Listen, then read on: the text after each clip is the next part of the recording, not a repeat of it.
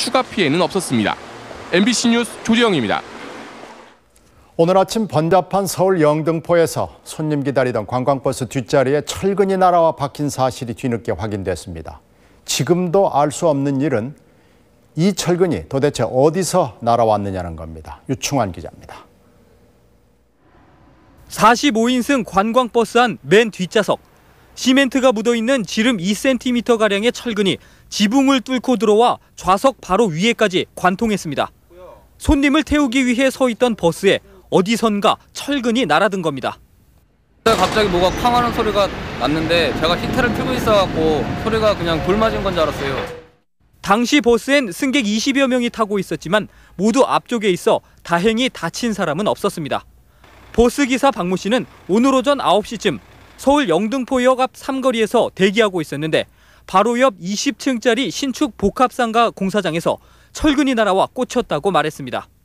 하지만 출발 땐 이 사실을 몰랐고 50여 킬로미터를 달려 경기도 용인에 도착해서야 철근을 발견했다는 겁니다.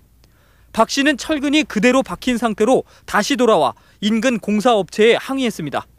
하지만 공사업체는 안전막을 다 쳤기 때문에 철근이 떨어질 리 없다며 이해할 수 없다는 반응을 보였습니다. 저희가 그리고 포장을 다 해서 보시다시피 그게 그렇게 떨어질 그런 저기도 아니에요. 구멍이 빵꾸가 나가지고 야 그럼 투하됐다든가 아니면 뭐 이런 정황이 맞아야 될 거 아니냐 이거지. 이 사건을 맡은 경찰 또한 해괴한 사건이라며 철근의 출처를 두고 고개를 갸웃거리고 있습니다. MBC 뉴스 유충환입니다. 오늘과 내일 집단 휴가를 내고 업무 거부에 들어간 KBS 노조는 이사회를 방해했다는 이유로 파면 해임된 기자와 PD 3명의 중징계를 철회하라고 촉구했습니다. KBS 기자협회는 기자의 95%가 취재와 제작 거부에 참여했다고 밝혔습니다. 하지만 뉴스 진행자들이 바뀌지 않아서 방송에 큰 차질은 없었습니다. 미국 오바마 대통령은 취임하자마자 즉각 공직 개혁을 시작했습니다. 참모의 연봉을 묻고 로비를 막을 조치를 내놨습니다. 워싱턴 이진숙 특파원입니다. 변화를 내건 오바마 대통령의 개혁은 백악관 내부로부터 시작됐습니다.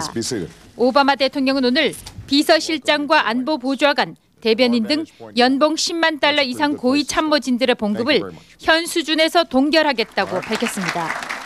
경제 위기를 겪는 국민들의 고통을 백악관이 분담하겠다는 뜻입니다. 로비 집단의 영향력을 차단하기 위한 강도 높은 조치도 밝혔습니다. As of today, lobbyists will be subject to stricter limits than under any other administration in history.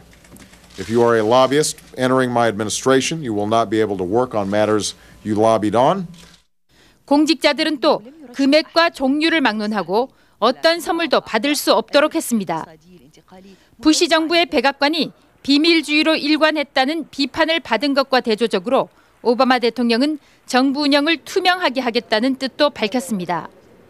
정부에 대한 국민의 신뢰를 회복시키겠다는 오바마 대통령의 말은 개혁 조치가 공직사회 전반으로 확대될 것을 예고하고 있습니다. 워싱턴에서 MBC 뉴스 이진숙입니다. 오바마 정부가 직접적인 외교를 통해 북한의 핵무기 프로그램을 제거하겠다고 공식 천명했습니다. 워싱턴 김상철 특파원의 보도입니다.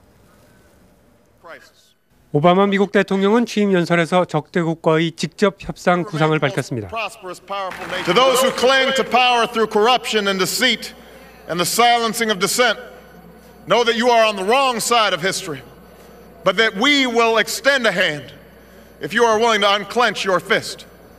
오늘 백악관은 직접 외교를 통한 북한 비핵화 정책을 발표했습니다. 백악관은 홈페이지를 통해 북한 핵 프로그램의 완전 제거를 위해 실질적인 유인과 압력이 뒷받침되는 직접적이고 강한 외교를 활용하겠다고 밝혔습니다. 직접 협상을 하더라도 채찍과 당근을 바탕에 깔고 협상을 주도해 나가겠다는 뜻으로 풀이됩니다. 백악관은 또 핵물질 안전 확보와 밀거래 종식을 위해 핵 확산 방지 조약 강화와 함께 핵 확산 방지 구상도 추진하겠다고 밝혔습니다. 핵 확산에 대한 단속과 제재를 강화해서 북한과 이란 같은 나라는 자동적으로 강력한 국제적인 제재를 받도록 하겠다는 겁니다.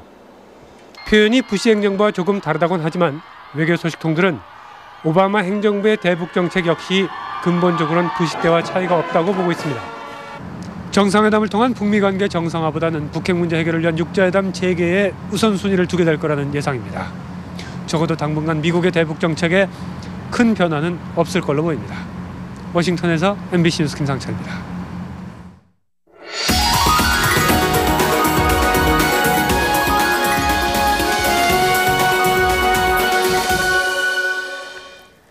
경제 위기 극복을 위해서 노동계와 재계가 서로 양보하며 힘을 합치기로 했습니다. 전재호 기자가 전합니다.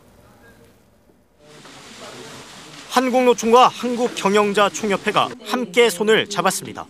경제 위기로 현실로 다가온 실업대란의 대책을 마련하기 위해서입니다. 이를 위해 경제 5단체와 노동계, 시민단체, 그리고 정부가 함께하는 비상대책회의도 제안했습니다. 보사 관계를 담당하고 있는 책임 있는 경제 주체로서